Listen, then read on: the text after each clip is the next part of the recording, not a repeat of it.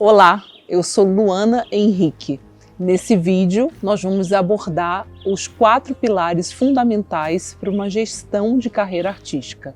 Os pilares são criação, produção, marketing e vendas.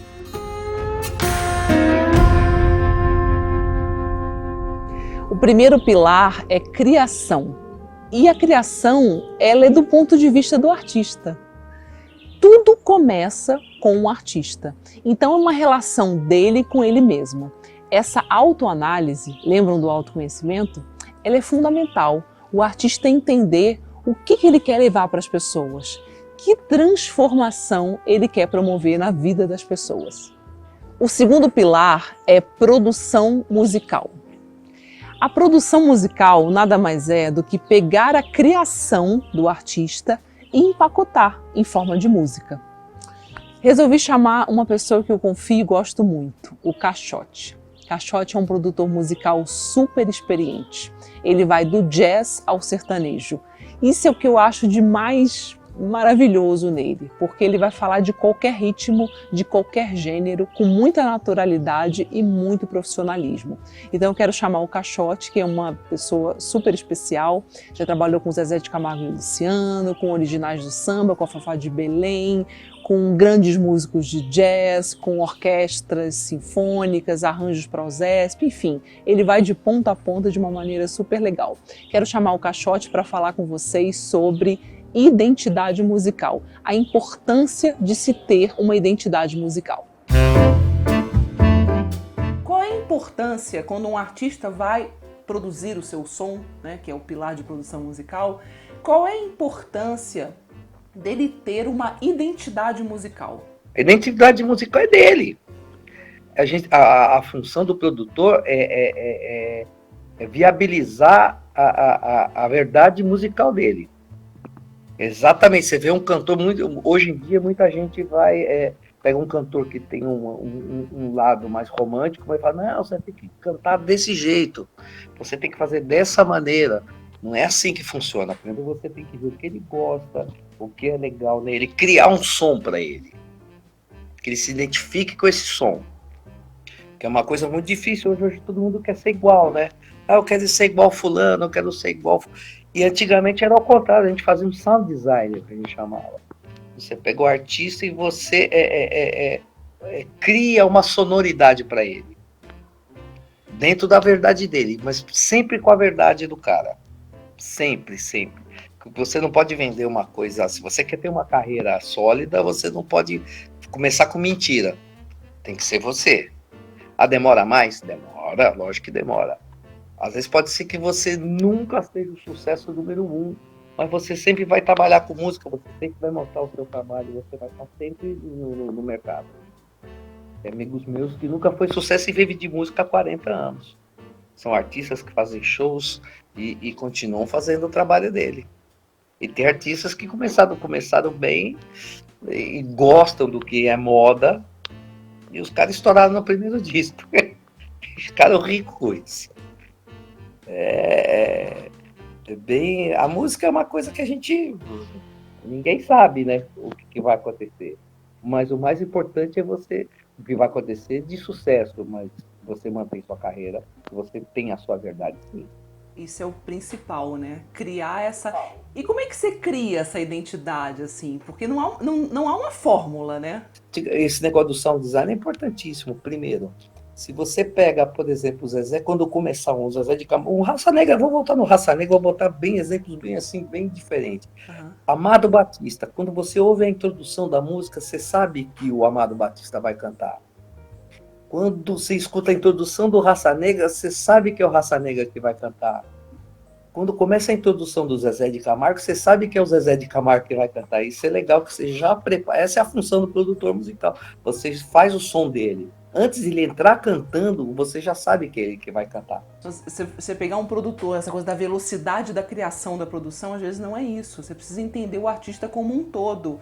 Não é coisa, apagou, levou, né? Às vezes tem um pouco essa relação, e se não tiver uma construção do artista com um produtor musical, é uma construção de um som, né? Que vai desde o estúdio, do público que ele atinge, do que ele quer, sabe? São tantas variáveis que tem que ter profundidade para criar um som, para o cara se apropriar do que ele quer, passar isso para a banda, para consequentemente trocar com o público. A frase-chave aqui da nossa conversa é assim: ache o seu som, né? Construa o seu som. Sua verdade. Construa o seu som com a verdade. Com a verdade. A sua verdade. É isso. Construa o seu som com a verdade. Uma coisa que eu sempre fiz, por exemplo, quando eu ia trabalhar com artista que já tinha a sonoridade dele, por exemplo, eu fui gravar com o Amado Batista. Eu tive que estudar o Amado Batista. Olha. Você tem que estudar a sonoridade dele para você poder fazer as coisas certas. Porque senão você não vai ter o som do Amado Batista. Se você não estudar ele, você vai tocar errado ele. Se você for tocar Raça Negra, eu morro de medo. Eu gravo Raça Negra já faz o quê? Uns 20 anos já. Mais de 20 anos. E eu não mexo na sonoridade deles. Eu crio o meu som, né, sem mexer no som deles, porque o público deles é exigente, ele quer aquele som. O maior sonoridade que eu vi, eu conheço o grande maestro Eduardo Lages, que é o maestro do Roberto há mais de quase mais de 30 anos. Que ele é... Sim. E na época ele pediu para escrever as cordas pro Roberto. E aí? Nossa, diria que fiquei insuportável pelo menos uns 2 meses. Que sensacional! Só que veio um manual de como escrever cordas pro Roberto Carlos. Um manual? Mas é sensacional, isso é um padrão. Ele já tem o padrão dele. Ele tem o padrão dele registrado. Gente, fiquem ligados nisso, é maravilhoso. O Eduardo mandou para mim e falou: olha, ele não gosta que faça isso, ele não gosta que põe isso nos violinos, ele não gosta que faça isso no cello. Como é que você vê a fusão de ritmos? Eu acho isso uma coisa muito bacana. Eu acho isso uma doideira, eu acho lindo isso aí. Você misturar um monte de coisa. Gravei agora aqui, eu fiz com a Jean Sinfônica, Arte Viva, eu fiz com o Mestrinho. Mariana Aidar, forrozão, pé de serra com orquestra. Que máximo. Gravei instrumental com o Dominguinhos, nossa, foi coisa... E a gente vai misturando tudo e vai aprendendo, né? Esse é o grande barato. Olha esse monte de CD que tá aqui atrás. Você tem o tempo inteiro. Gente, hoje você não precisa mais, né? Mas antigamente tinha que ter. Você tem informação. Obrigada. Tá bom. Um beijo. Nada. Temos uma dica super especial do professor de inovação Marcelo Pimenta. A minha dica principal é: seja a vaca roxa. Sabe o que é a vaca roxa? É aquela pessoa que se diferencia no meio da multidão. Porque senão ninguém quer mais um produtor do Chapeuzinho Vermelho. Ninguém mais quer a pessoa cantando Ave Maria de Gounod no casamento. Ninguém quer fazer uma festinha e ouvir o Uísque a Gogô do Roupa Nova. Sabe? As pessoas já têm isso disponível no mercado. Mas, se você conseguir fazer algo que ninguém fez, isso vai te ajudar a se diferenciar no mercado e você vai ser procurado por aquilo que você tem de diferente e não de igual às outras pessoas, porque as pessoas estão cansadas de pessoas iguais às outras. As pessoas querem autenticidade, né? E se você conseguir, como artista, se diferenciar, você vai conseguir fazer com que aquilo que está dentro de você, que te motiva a se expressar enquanto arte de teatro, de poesia, de violão, de violino, de artesanato, de o que você quiser fazer, vai conseguir ter esse diferencial.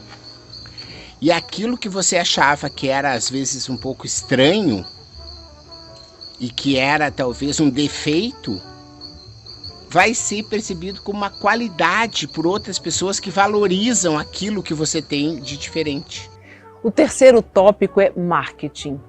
Marketing nada mais é do que se posicionar. E a maneira mais prática e mais assertiva de fazer isso hoje em dia é através das redes sociais. Então você que é artista, músico ou produtor que está me ouvindo agora, nunca deixe de se posicionar nas redes sociais. Se você é um músico, um artista, coloque você tocando, fale sobre sua vida, fale sobre seus anseios, seus desejos, suas causas. Isso faz parte da sua construção enquanto artista.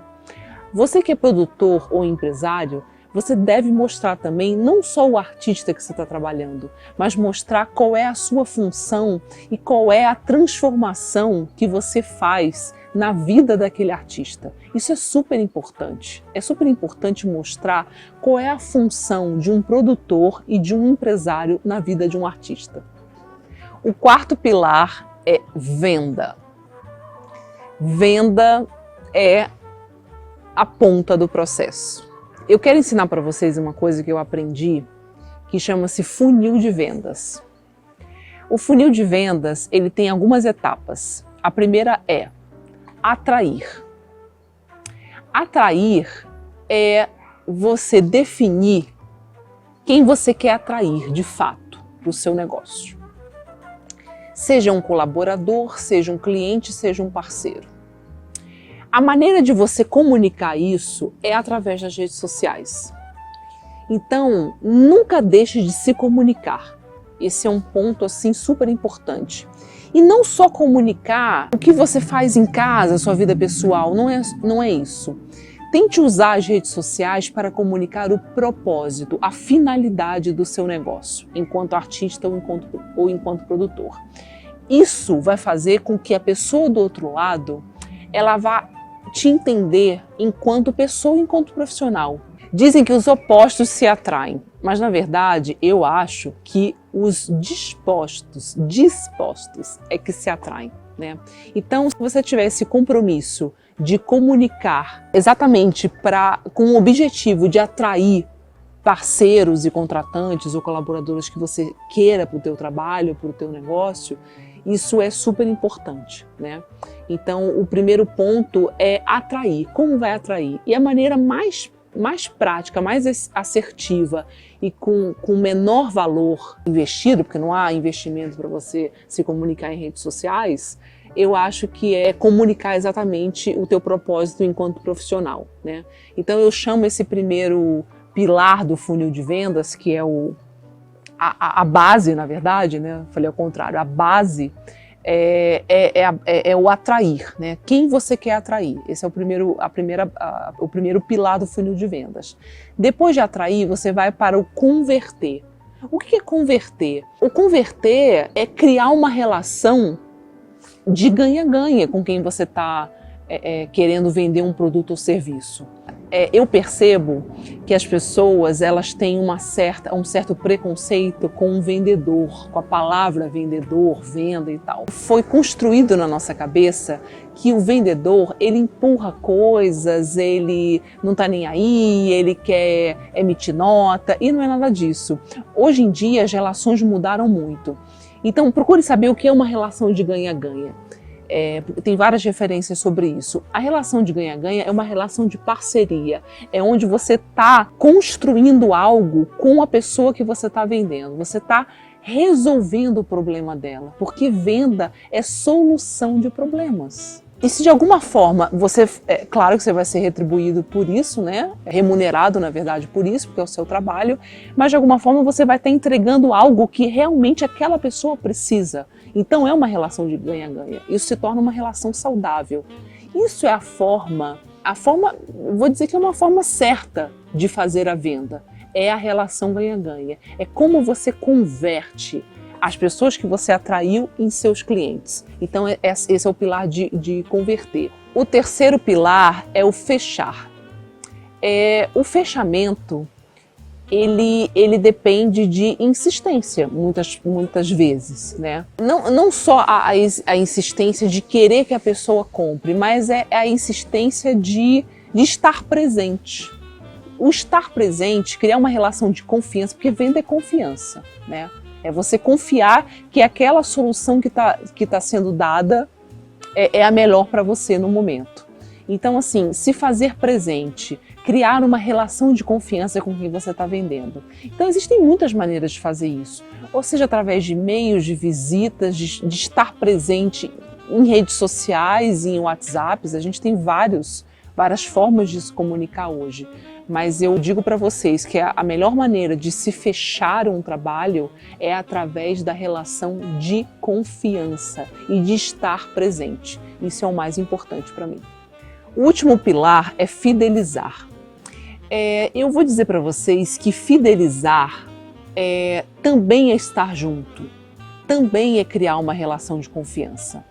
Ontem eu vi um vídeo do Nizam Guanais, que é um publicitário que eu gosto muito, que ele fala assim: nós estamos num tempo onde a gente precisa ter profundidade, não velocidade. Sabe que eu concordei com ele? Porque assim, já vivemos num mundo muito volátil e muito veloz, né? Então quando você está trabalhando com arte, vendendo arte, né? Enfim, estou falando para músicos, produtores, empresários, mas arte de uma forma geral. E levando isso para um cliente, né, do ponto de vista... Porque assim, vamos dar um exemplo prático. Se você leva um show de um músico para um evento, o que aquele cliente quer de fato? Ele quer público para o evento dele. Ele está acreditando que você é um bom produtor ou empresário para levar aquele show e que aquele artista vai atrair o público que interessa para o show, para o evento dele. Então, você precisa entender com profundidade qual é a real necessidade daquele cliente, né? Então, isso requer tempo, requer construção. Então, a dica que eu dou para fidelizar é criar uma relação de profundidade e de constância com aquele cliente, porque você vai ser a pessoa que vai resolver a questão que ele quer. Porque lembre-se, venda é resolver problemas. Tem um ponto que eu quero deixar assim muito forte aqui para vocês, que vocês entendam assim, que introjetem isso. Venda é resiliência. Então assim, lembra dos 4 pilares? Atrair, converter, fechar e fidelizar? Então, você tem um grupo de pessoas que você quer atrair, você está trabalhando em redes sociais, você está ligando, você está fazendo 1000 coisas. Se essas pessoas se interessarem pelo seu produto ou serviço, elas vão para o converter. Se elas fecharem, elas vão para o fechar. São etapas. Eu sugiro que você... Porque assim, existem várias ferramentas no mercado de funil de venda. Se você quer fazer um funil de vendas sem custo, faça no Excel, crie tabelas de quem você quer atrair, de quem você já converteu, de quem você fechou e de quem você está fidelizando. Quer uma dica? Faça isso todos os dias, porque a venda, como eu falei antes, é resiliência, é você fazer aquilo todos os dias. Vou dar uma dica que eu acho assim fantástica, que chama-se estatística de conversão de vendas. Eu, por exemplo, eu tenho 14 anos fazendo esse trabalho. Depois de uns 5, 6 anos mais ou menos, eu cheguei à conclusão que eu fecho, em média, 10% do que eu abro. O que isso quer dizer na prática? Se eu quero fechar 10 eventos por mês, eu tenho que abrir 100 contatos. Seja em rede social, seja mandando e-mail, seja falando, seja me expondo. Então, assim, venda é estatística. Eu vi uma palestra do Flávio Augusto, que é o fundador da WhatsApp, e ele tem uma taxa de conversão parecida com a minha. Como é que ele organiza a venda da empresa dele? Através de taxa de conversão.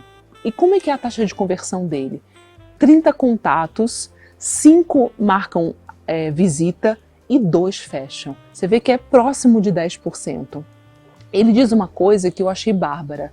A venda ativa em tempos de incertezas é a melhor coisa, porque se você tem uma estatística de conversão da sua empresa ou do seu negócio, aquilo está na sua mão. Quanto mais contato você fizer por conta própria, você vai conseguir chegar à meta que você alcança.